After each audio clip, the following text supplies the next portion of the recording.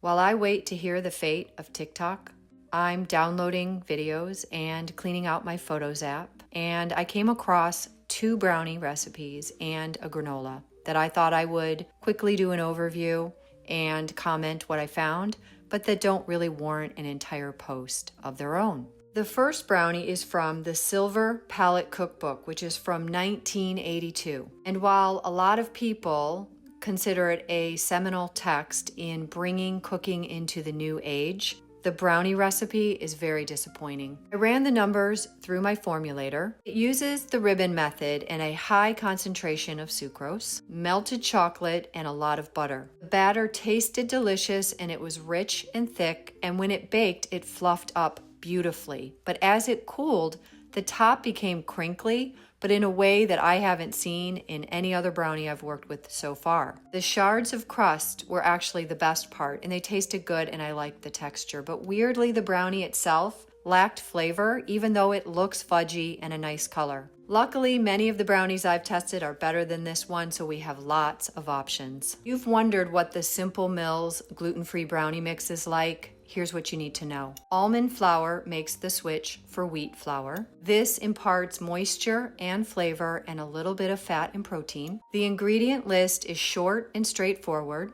It has all the convenience of a box mix. It was moist and fudgy, but the flavor was lacking something. I would recommend another Galaxy from Sister Pie if you are looking for the perfect gluten-free brownie. Scratch baking does not have to be complicated or difficult, and scratch brownies are a perfect example of this theory.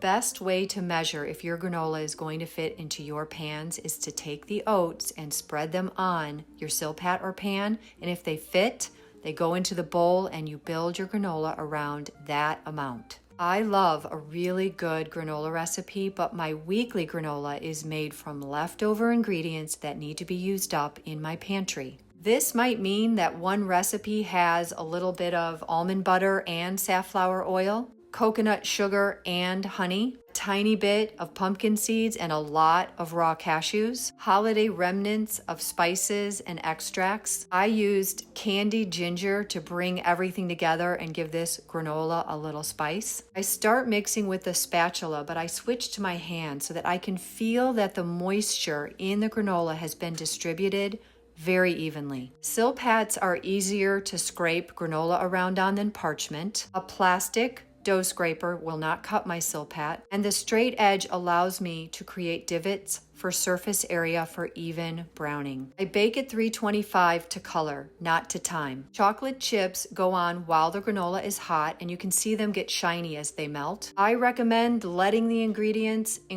let them do what they do at room temperature to re-solidify and cool all the way. Granola will last up to 2 weeks in an airtight container in your pantry. I label it with today's date and my husband's name, but it never lasts more than a week.